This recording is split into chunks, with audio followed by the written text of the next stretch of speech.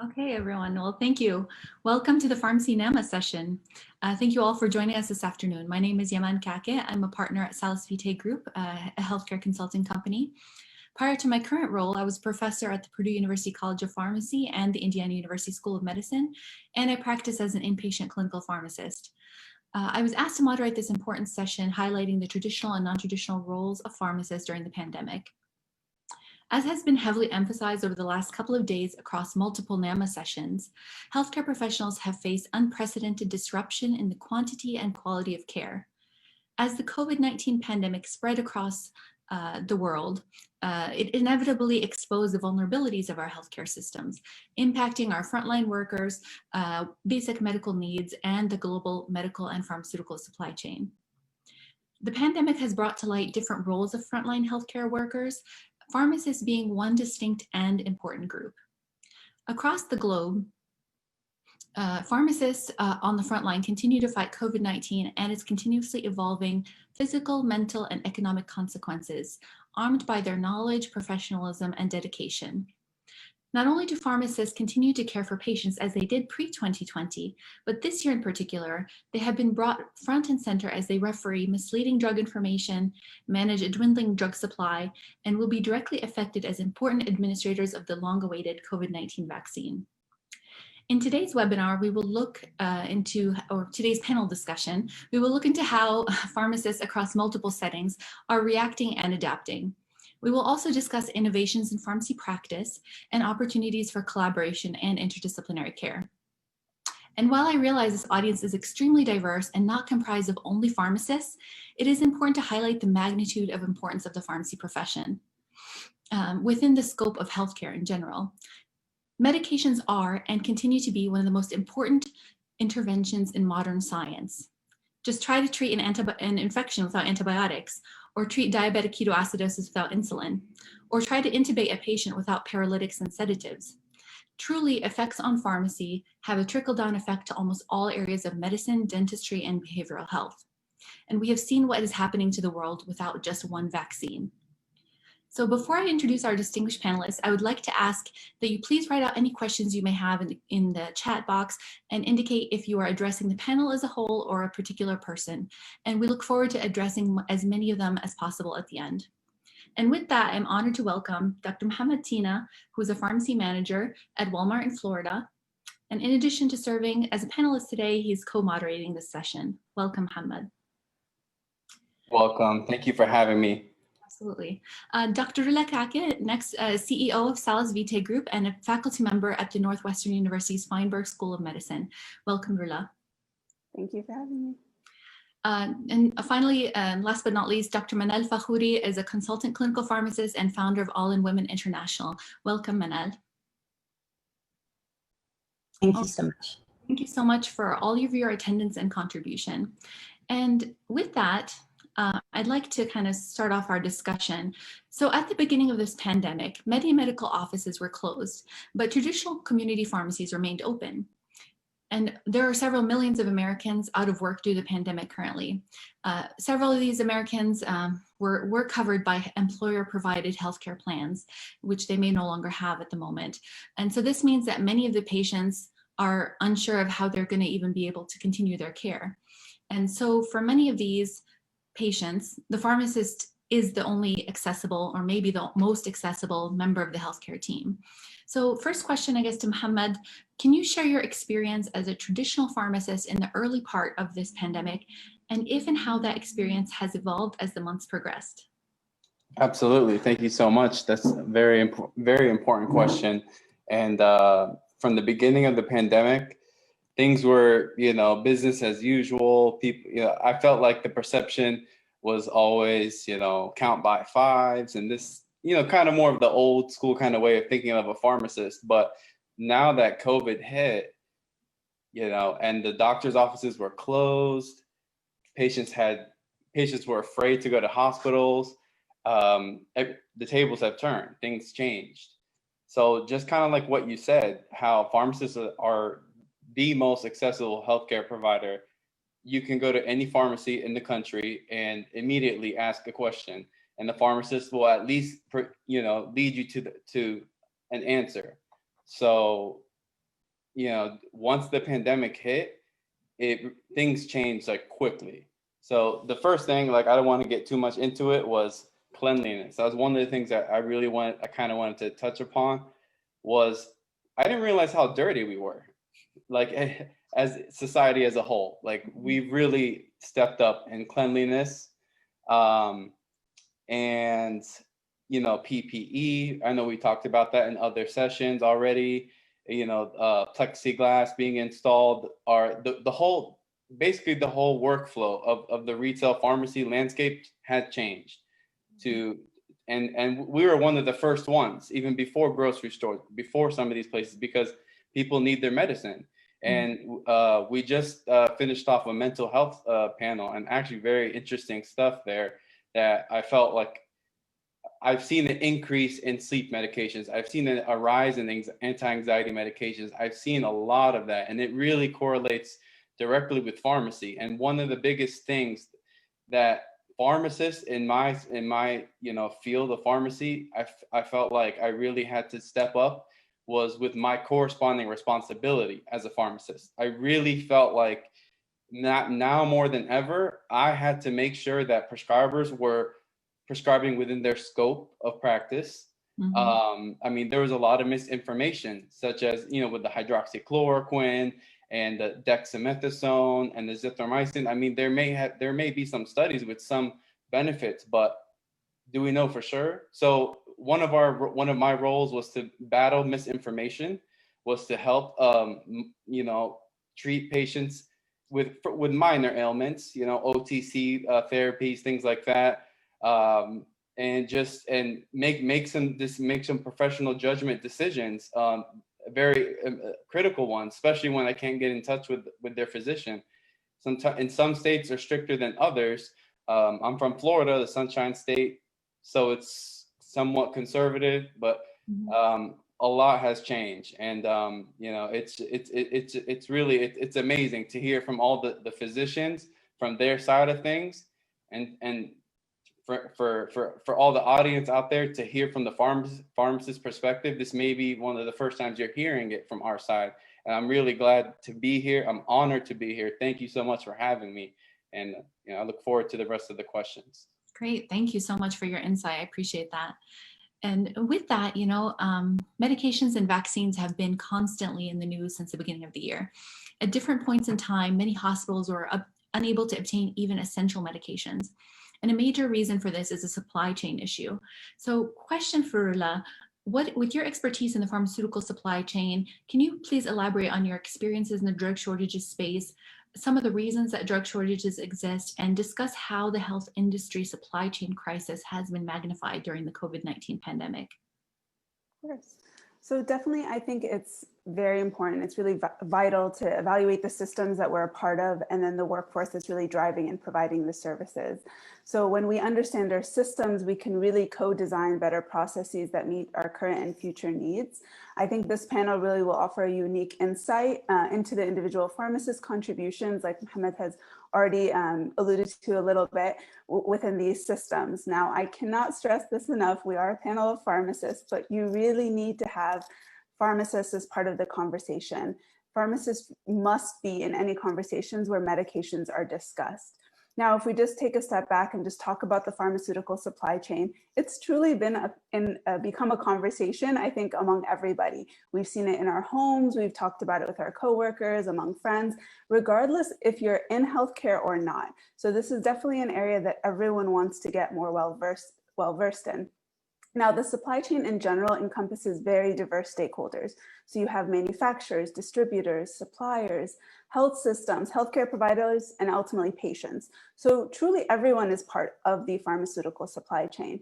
Now, pharmacists are involved across the pharmaceutical supply chain, and this really speaks to their non-traditional roles. So beyond kind of the traditional storefront pharmacists, is to truly see that everyone is working kind of behind the scenes to ensure access to medications. Now, if we look at drug shortages specifically, those have been in the news almost daily for at least 10 years. I've been in this space in the space of drug shortages and pharmaceutical supply chain now for over a decade. And I found that any disruption in the supply chain can lead to a drug shortage.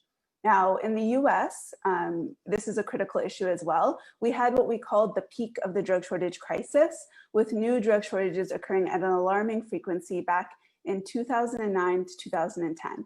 There was this huge call to action from various professionals and organizations to truly create the infrastructure to help minimize the number of drug shortages. You cannot eliminate drug shortages because there will always be drug shortages, but to reduce the impact. So back then, around that time, my colleagues and I, we actually documented the impact of drug shortages, especially on the workforce, because we know any sort of disruption, limited access, a drug shortage, actually, not only does that increase the time of pharmacists, but all healthcare professionals. So nurses, physicians, anyone that's really prescribing, dispensing or administering medications. It's a huge time burden on everyone. And really, since then, I've been involved in the education and training regarding the management of drug shortages. So truly understanding these various dynamics. And when the pandemic first started, there was a lot of talk about shortage of PPE, a lot of talk about shortage of ventilators. But then you had the pharmacy community come out and say, please, we need to shed light on the concerns for medication shortages. Because even if you have a ventilator and you do not have the medications needed to use that ventilator, you're not seeing the whole picture. So back in April, so early on within the pandemic, our organization, Salus Vitae Group, actually put together a series that talks about tackling low medication supplies amidst the COVID-19 pandemic. It's available on our website, so definitely take a look at it if you wanted more resources on that. But over the past several months, we've kind of continued to talk about this issue because it is something that the pharmacy teams and pharmacists can truly play a significant role among all teams. So if you don't have a pharmacist on your team, and regardless of whatever setting, I truly encourage you to reach out to them. Now, there are numerous elements that you need to keep in mind. Just if you look at the sheer number of drug shortages, there are hundreds. So according to the last number, we have 265 active drug shortages in the United States. And that's really important to look at because some of these shortages have been ongoing for years. So this isn't something that we need to think about the next 6 months, 18 months, or 2 years as we start thinking about kind of creating this new normal. This is something that can go on for several years. So kind of building the infrastructure for that. If you look at the supply chain in general, I think that throughout these past 2 days, there's been a consistent theme that none of us operate in silo and that we truly need to help each other with regards to what do we need. And the same applies for the pharmaceutical supply chain because it is very global, it is very complex. There's all these different individuals that are involved within that. So I think drug shortages in general actually serves as a prime example of one thing that can have a huge ripple effect on many elements of healthcare delivery that really negatively impact access to medicine. So why I say that is that it touches on transparency, it touches on accountability, on drug pricing, on decision-making process, whether you're, again, prescribing, dispensing, or administering this medication. It talks about communication of information and how vital that is. And we've seen that when the wrong information or the specific information comes out about a medication, what that could ultimately do. And it really highlights how quickly a decision made within the pharmaceutical supply chain can reach a patient, right? And whether you get that phone call or whether you're in the pharmacy or whether you're in the clinic or in the hospital and then realize you can't get that medication. So it truly highlights that. But within that, we have to then focus on our communication, our policies, how we collaborate across the industry to really address those types of issues. It also builds on a lot of the themes that we've been talking about the last 2 days in terms of building credibility and public trust with the vaccine and with the treatments and how it's our individual responsibility to ensure that with our patients. So I think it definitely touches on multiple parts.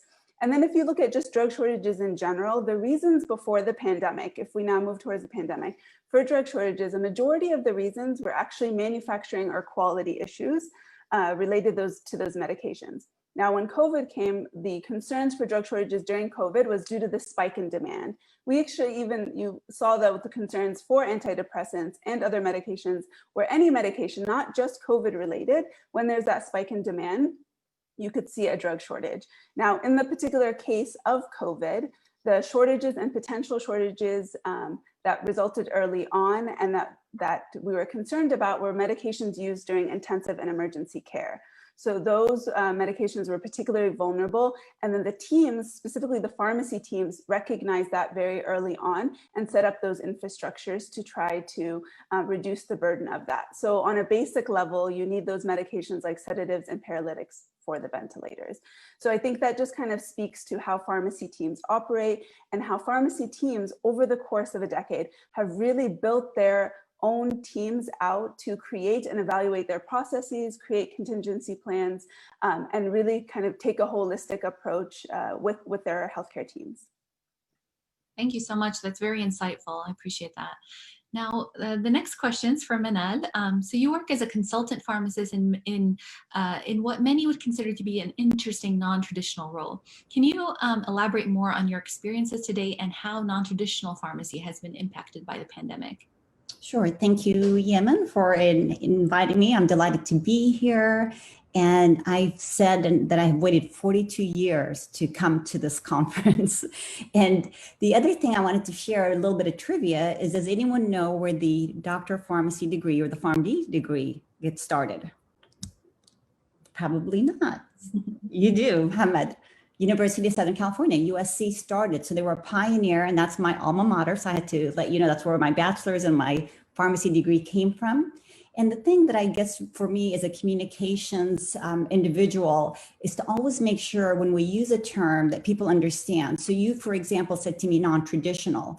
And within the scope of pharmacy and the profession, many of us pharmacists understand all the different career paths. We're so fortunate, there's so many options, but perhaps our audience may not realize. And I think the image that we mostly think of when we hear about a pharmacist is in a community pharmacy, in a chain drugstore, using the word retail, independent.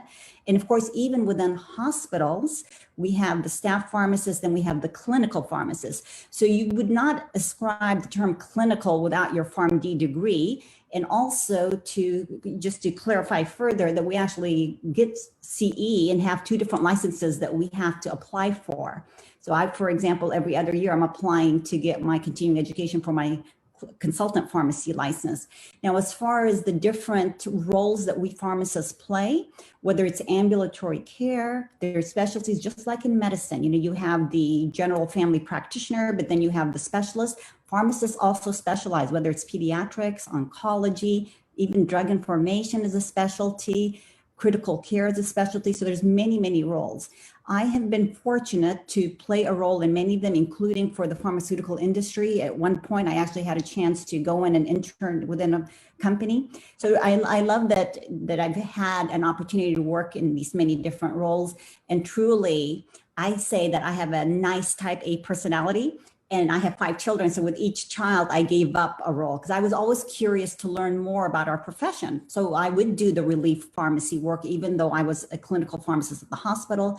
And then I started my own business as a consultant clinical pharmacist. So to give you a little bit more explanation, most people also may not realize that when you have a surgery center, like a physician, an ophthalmologist, or even let's say the prison, that's another one of my contracts. They have pharmacies and they are required by law to be audited. And that is something a clinical pharmacist can go in and do. As far as impact, I believe Muhammad touched a little bit on it. It went across the entire profession, the misinformation. We're getting more phone calls and we have to play a bigger role in providing good information to the medical team as well as just the general public. Even access, when we think about spread, and we've always heard about infection spreading through nursing facilities, for the nursing homes. So that became even a limitation. So for example, during the month of April, when for us it peaked even in Florida, and it was so interesting how many businesses, they had to be deemed essential to be open or else the police were going to come and shut them down. And I recall going into our own medical practice and my husband having a sign that says Homeland Security has deemed chiropractic a essential profession. And so it was interesting, the changes that we've seen, even let's say for me personally, from March to now, here we are in October. But other changes other than access, it's also, the information, it's the system of how to do it. It's also what we call cluster care and being creative to say to the nurses, let's look at a patient's medication schedule and see if we can reduce the frequency that a nurse has to go in there. Let's look at the length of administration of what we can do to minimize exposure to the patient and to the nurse. So those were some examples of things that we had to do, but probably the biggest shock was with especially for the controlled drugs, because it's required that we audit monthly. And back in April, it was like, do not even go into the institution. We're allowing you to skip an entire month of auditing. So that was something interesting. But of course, now, when we realized all of the different things that we have now become accustomed to, and I like the word myself, I had tried to promote social, instead of social distancing, physical distancing. And the mask, I think, will stay around for years. I love Muhammad's comment about we didn't realize that, we could actually be cleaner, and we need to be cleaner with everything that we touch. But again, I think pharmacy, this has really elevated our role as pharmacists, and it's given us an opportunity to really add value to healthcare and to provide better care for our patients. Thank you. That's great. Thank you so much. I mean, I think you made some really valuable points, especially related to education and access, to patients. And I like the term that you use, which is cluster care, because I think we've been thinking about that for a long time, especially, I know that on the hospital side of things, we always thought about how to try to cluster care, but I think it's just been sped up this year. Everyone's just really been pushing hard to do that. And I think that we've seen that across multiple settings as well. On the note of, let's see, essential businesses. Did we lose Muhammad, or is he still on? Because I had a next question for him. Yes, I'm still here. Okay, I don't see your video for some reason, but okay. So, all right, I'm ready. Next question for Muhammad. I guess with so many pharmacies classified as essential businesses and remaining open, obviously pharmacies have had to adjust and change the way that their business has been running entirely, not only to protect patients, but to protect their own staff. This can include everything from exclusively using drive-thrus to investing in telemedicine and medication deliveries. So my question for you is, can you please share some experiences with recent innovations in pharmacy practice models and how you see this affecting traditional practice in the long run? Absolutely. That's a great question. So first of all, with Walmart Pharmacy, as we all know, mainly doesn't have a drive-through. So some like CVS, Walgreens, some of the other major retailers, they have drive-throughs. Walmart, for example, most of them don't. So one of the innovations that we had to do was we had to we set up 4 curbside pickups right next to the handicap spots for especially designed for patients who truly do have COVID or for a family member, and to try to reduce the risk of spreading the virus. That's really our main goal. Everything that we did was like we had to consciously think about, okay, like if we touch this, is this contaminated? Like do we our hands just calloused, washing our hands all day long, hand sanitizer. It's been a roller coaster ride. It's been fun. It's been challenging. It's been a really, really interesting time to be in right now as a pharmacist. So some of the other things that I wanted to talk about for like me specifically, like with Walmart as a pharmacy manager, like I was actually able to have the opportunity to become certified as a COVID testing site coordinator. So before I became the testing site coordinator, what I had to do was I had to actually learn all the different techniques, particularly the nasopharyngeal, when they stick the swab, basically into the brain, pretty much. It was fun. My partner and I, we had a good time with that. But but in all seriousness, like it was very intense. It was very just quick. You had to learn. Just every day was just fighting fake news and trying to just help our patients calm them down. Anxiety is all-time high. Everyone's anxious. No one wants to volunteer to do this because everyone suddenly has a pre-existing condition. So I stepped up. We had to some people had to step up, and I felt like I needed to step up for my community. And I was looking through. We did our practice run a couple of days ago. I was looking at the number of tests that we've done. We actually did over 300 COVID tests in the South Florida area, a little bit north of West Palm, Port St. Lucie. In Okeechobee County, we actually did over 300 COVID tests. And the way we conducted that was we basically took off parts of the parking lot, and we created our own little, COVID drive-through, pretty much COVID testing site drive-through. And I'd have to, PPE gown up into, basically looking like an astronaut, like with all this PPE and everything like that. I'll show pictures later. It was fun. It was interesting to do all that. And it kind of made me think of, where pharmacists are actually heading. We're out there, we're doing all of that. Pharmacists really need to be providers, like for all that we've done. And I know that we'll allude to that a little bit more later, but this pandemic, one of the biggest changes is the fact that I really see my worth, my value as a pharmacist, and how all pharmacists throughout the supply chain, the consultant pharmacists, in academia, what we're doing behind the scenes is, with all due respect to all the physicians, we've got your back. We've got your back. And just tackling the misinformation. I had, for example, I had a patient, a female, about 45-year-old female patient who has autoimmune disorder, and she gets prescriptions for 180 pills of hydroxychloroquine, and she takes it twice a day, and that's one of our medications that's on our list. So we actually recently updated our list, our $4, $10 list for patients with no insurance. And we continuously update it because of, especially now, because people are losing their jobs, their benefits. There has to be a way for patients to afford, their prescriptions. And some of our medications that are on our $4, $10 list at Walmart are even cheaper than GoodRx and some of the manufacturer coupons, by the way. But going back to that example of that patient, she has a condition that requires this drug, this hydroxychloroquine, and now I'm having to call doctor offices and tell them, honestly, I can't offer you this.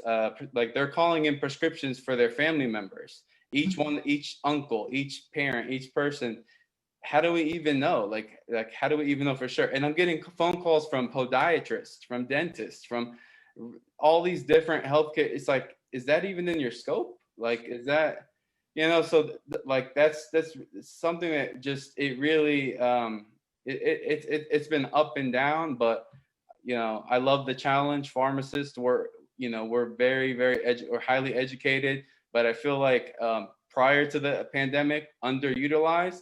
Now, maybe, perhaps, our worth will be seen more, and people will learn more about pharmacy, and we'll probably be amongst routine, medical teams, and as we already are in every setting. And it's just, we're kind of the underdog that kind of just stays low key, but you know what I mean. Yes. Thank you so much. That's very insightful. And I think you made a really great point about, not only just providing clinical expertise, but this year in particular, we've been having to think about affordability issues, about, about kind of policing, scope of practice. I think that's been a big thing. I think in the early parts, especially when all the literature came out about the hydroxychloroquine, I mean, like you said, people were prescribing it left and right, and not for the correct reasons either. And you made a good point about just even the typical RA patients not being able to get their medications. And so anyway, but thank you for that insight. That's really valuable. And it is nice to hear about your experiences as a COVID tester too. That's really interesting. So next question to Drula. You were recently featured on a Microsoft webinar and discussed the role of technology in healthcare. Can you elaborate a little bit more on this growing space, tech in healthcare, especially as it relates to innovations in pharmacy practice models? So I think we can all say with certainty that technology is an integral part of our lives during COVID across all sectors, including healthcare. Now, in times of urgency, technology can be leveraged in new and enhanced ways, and we've seen that, but specifically to improve access and efficiency. And we can also utilize it to partner with diverse stakeholders to provide that type of information that we have to quickly communicate that with all those that are within the care of our patients. And definitely the ability for it to generate greater information and make that information more useful. We're seeing significant investment in technology and automation in general within healthcare, specifically within the pharmaceutical supply chain. The pharmaceutical supply chain over the years, again, there has been technology invested in it, but now we're trying to see more of that because technology has played a greater role. Now, stakeholders are truly open to discussing how we can leverage digital tools. So that's something I think many speakers have talked about throughout in terms of the growth of digital health, telehealth in their practice, and pharmacy is no exception. Also, technology can play a big role in quality assurance. Like I mentioned before, some of the issues regarding drug shortages was manufacturing and quality issues. And so technology can truly play a role there. There's a potential for it to validate the authenticity of medications because safety and quality is of great importance. Also during COVID and any times where there's the surge of demand, we are often concerned about unregulated supply chains. So trying to really know and understand where the medication comes from, how it moves through the system is so critical. So you can integrate technology throughout the quality improvement process as well to ensure safety and quality. So manufacturers can actually stay up to date on the latest manufacturing requirements, which will truly help them with that as well, because those are constantly evolving. We've also seen technology play a role in inspection requirements and next steps. But of course, technology must be inclusive and trusted, and we need to be able to understand the limits of automation. It is not the one solution that will fix everything. From a pharmacy standpoint as well, we've seen increase in the delivery of medications using drones, and we've seen increased automation in general because the workforce shift. So it's not only that there's changes in the workforce because some institutions actually had to close down due to social distancing, physical distancing. So the workforce number decreased. And so there is need to kind of push for greater automation. Also, technology plays a huge role in the transparency and increased visibility. And that is so important because the more we understand where our medications come from in terms of what step what step they take within the pharmaceutical supply chain, the more critical it is. Because right now it's so global that yes, we have medications here, but we don't know where they've gone and where they've been. Transparency of information and data is also a huge area for technology. The tracking and traceability, like I mentioned, in terms of following the medication and tracking that data. We're also using technology to manage inventory in general, to truly try to see, because you would be surprised even at large medical centers, sometimes they don't really know how many of that what's the quantity of the medication they have and where exactly it is, even within their own health system. And so when you get the call that you are not able to get that drug anymore, you have to quickly react. And so technology can truly play a role there. Also, there's a lot of conversations on stockpiles. So you have a national stockpile that does not just include COVID-related medications, right? It includes it should include essential medications for the populations that they serve. But institutions themselves also have what they call their mini stockpiles of their own institutional needs. And those usually run from like 3 to 6 months, depending on how capable the institution is to have a stockpile for long periods of time. But stockpiles are carefully designed in that you have to look at your inventory. You have to understand what your needs are. There's another concept called hoarding, where you're basically hearing that a specific medication is going to be in demand and we might need it, and you just buy out a lot of it and just put it in a room and pile. That's called hoarding. That's not the basics of why a stockpile existed. A stockpile is to meet your own needs. So technology can truly play a huge role there. Now, the true value of the best technology for prediction and forecasting is actually revealed when relevant partners are able to utilize and benefit from the technology. So that means we need information that can drive action and behavior to the appropriate stakeholders. You know, we have so much data now, but it's how we leverage that data. And I think predictive science is going to be very interesting and very critical to not only understand what we need in terms of medications, but also the talk over the past several days, the past 2 days about also thinking about a possible next crisis and planning for that. So technology can and has been leveraged across the supply chain. Our future is going to continue to be very data-driven.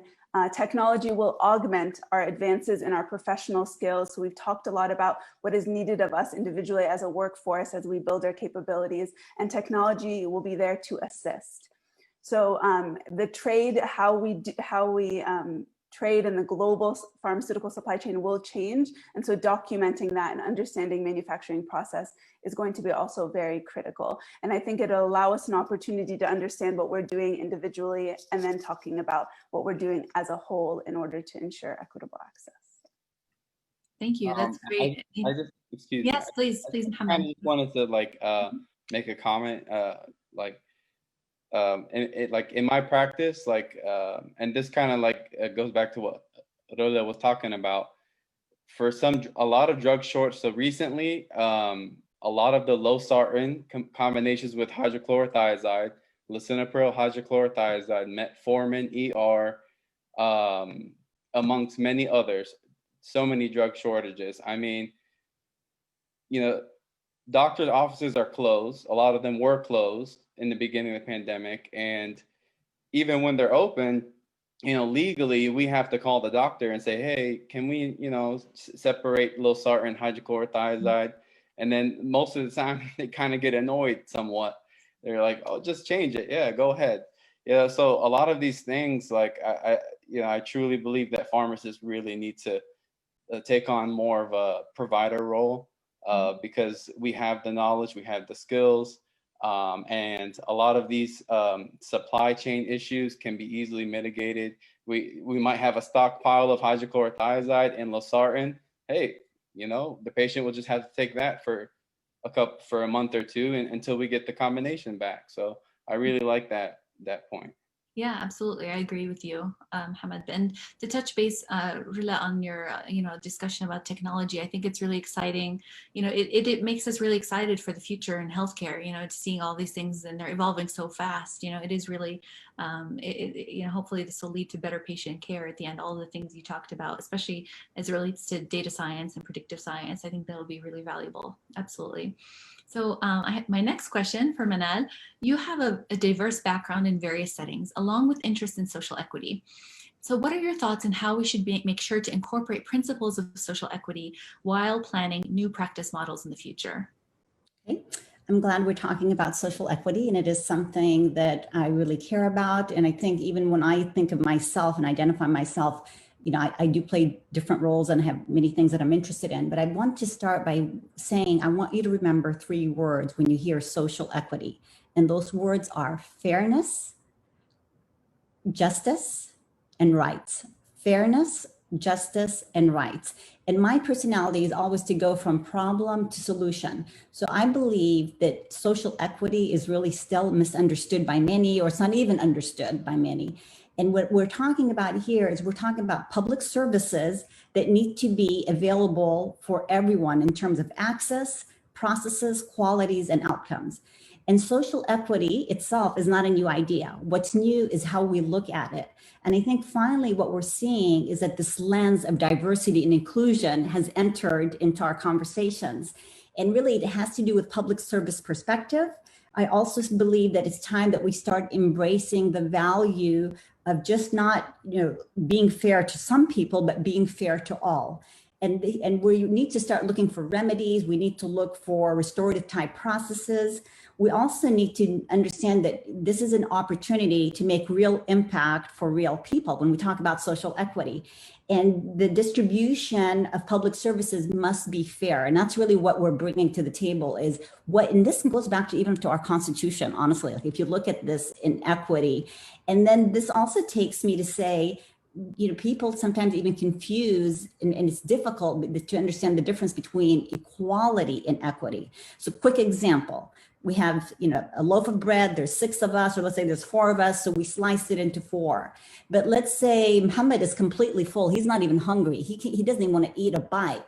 And then we have Rula who's starving and she's malnourished. So if we were doing equality, not equity, we would give every one of us a slice of bread. But in order to practice equity, we would give Rula 2 slices and Muhammad 0 slices, and you and I would have 1. So just a quick scenario. And I love, there's a really great image where they do it with heights, where there's a wall. I think that's probably like one of the best examples to try to explain to somebody equity versus equality. The other difference is when we talk about equity, we're usually talking about an individual. So when we introduce the word social, now we're moving from an individual to a community of people that we're working on.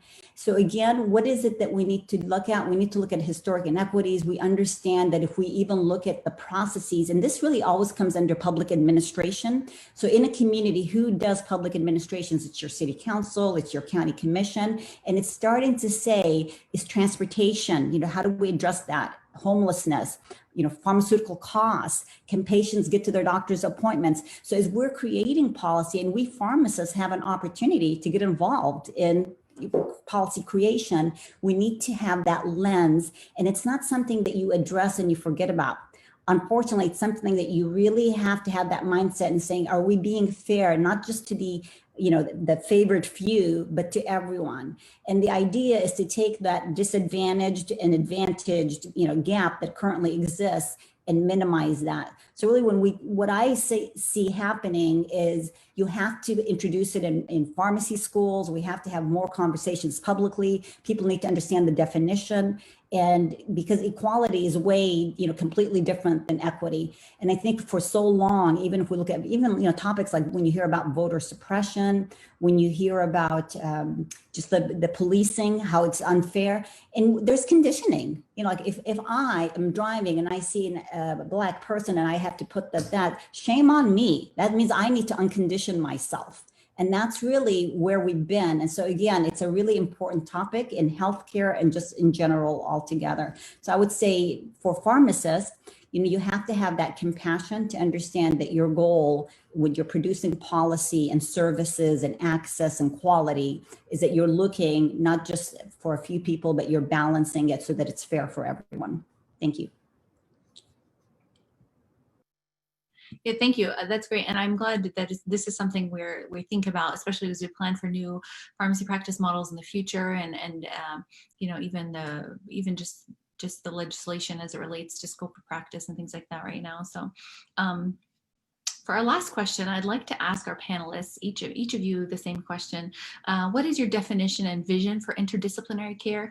And can you share your projections on future opportunities for this kind of care, which is interdisciplinary care, and how pharmacists should adapt to this new normal? For me first? Yeah, Mohammed, yeah. All right. So yes, interdisciplinary care. This is something that, so I finished pharmacy school relatively recently, 6 years ago, but I've been a pharmacy tech for 11 years and worked my way up to pharmacy manager. So I've kind of seen from the bottom up.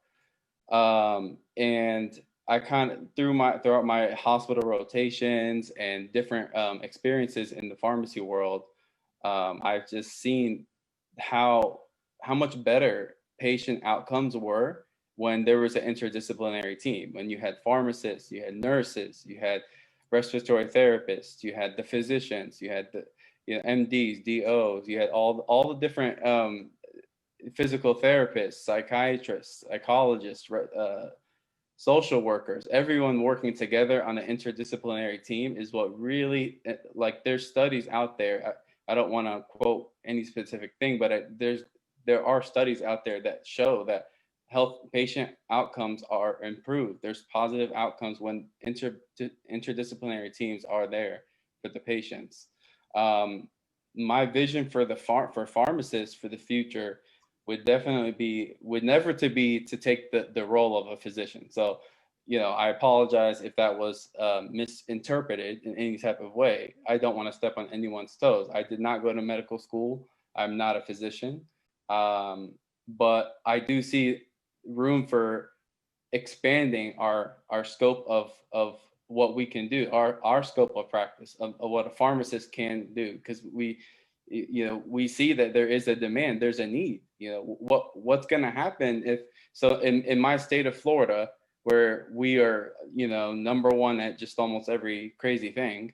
So there was rises of cases, 9,000, 10,000 cases, new cases here and there, spikes everywhere. Through those, out of those 10,000, a lot of them are healthcare providers. A lot of them are doctors, physicians, nurses.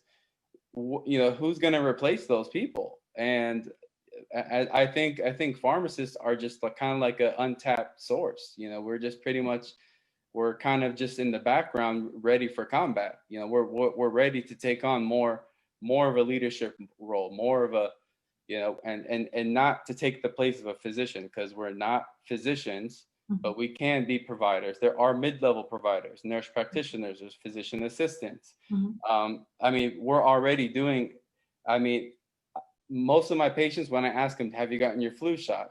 No, my doctor told me to go to the pharmacy. Okay.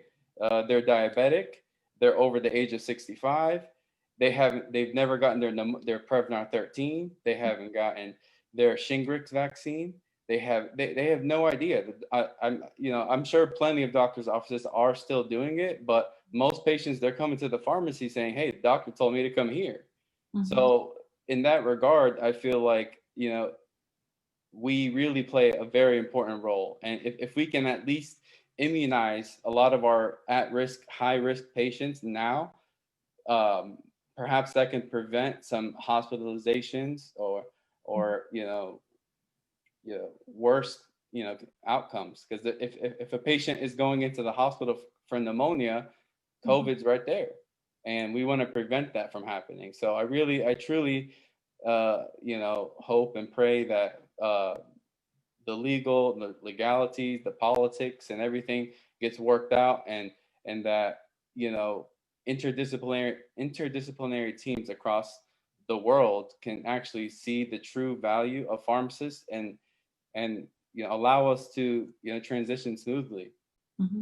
Absolutely. And just to tack on to your point, I think, our goal is really just to, be able to expand access for all these patients and make sure they're actually adherent to medications that they've been prescribed. A patient can go to, their physician and have, aside from the immunization points that you made, which are excellent, but somebody could go and see their doctor for a series of like diabetic tests and run through all the testing, see an endocrinologist, have diabetic counseling. But if they can't afford their, their therapy and having the ability to kind of have an expert there that can help them with that, I think that's going to be a major issue. And so I think access is the biggest, being able to access a healthcare provider is kind of one of the biggest pushes for that. And ultimately, we all care, whatever discipline you're in, we ultimately all care for just making sure our patients are healthy. So I think that's what our main goal is. I love how you mentioned that, because in terms of like endocrinology, for example, like Walmart, they have rely on insulin.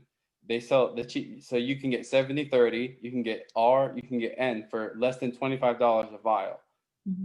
They can get insulin syringes.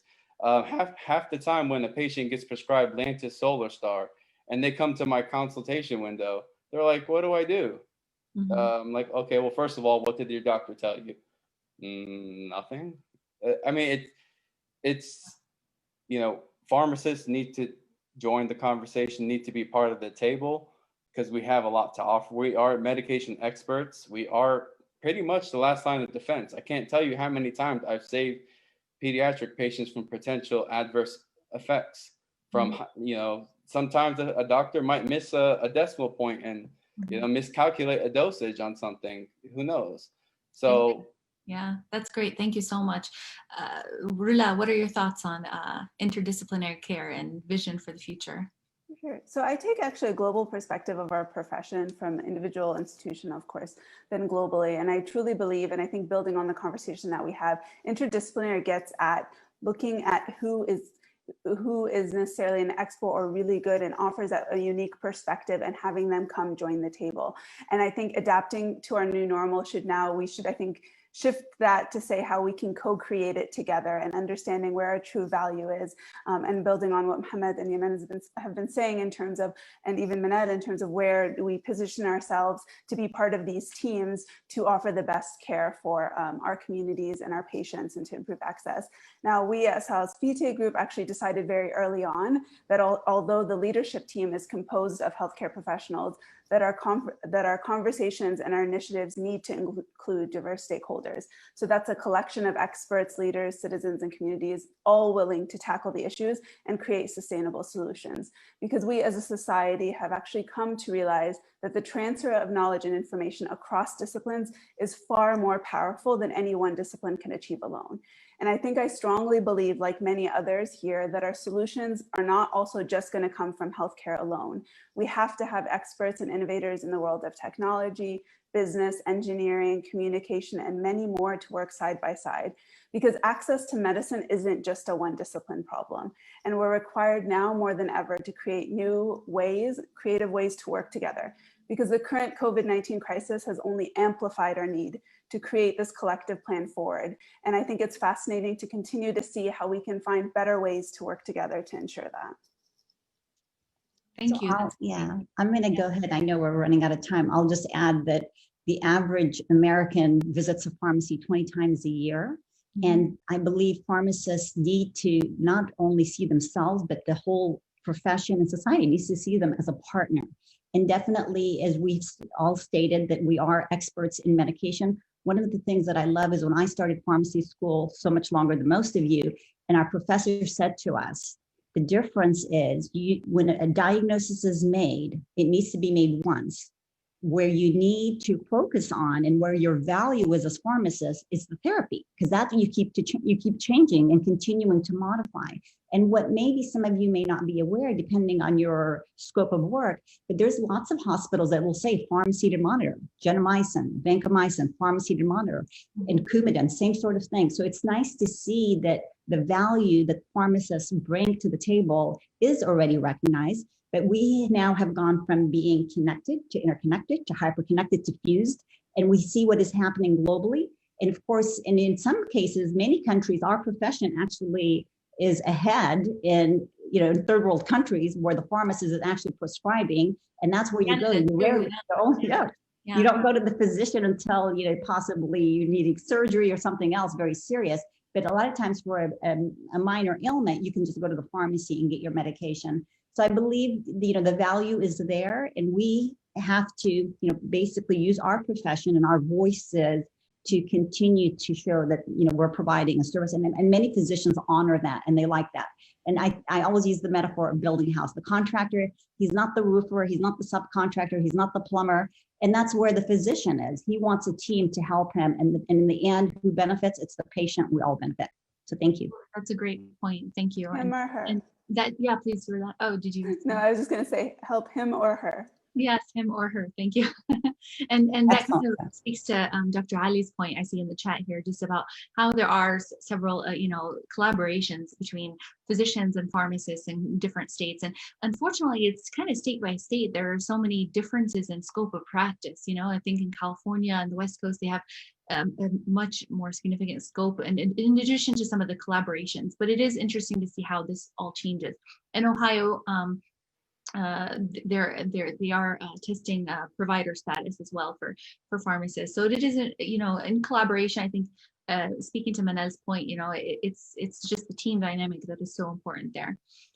Just as we wrap up, we got the 2-minute marker.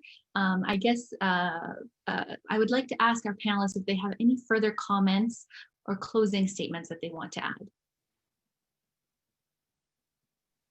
No, I just want to say thank you for the opportunity to for having me, and this is such an important and such a great conference.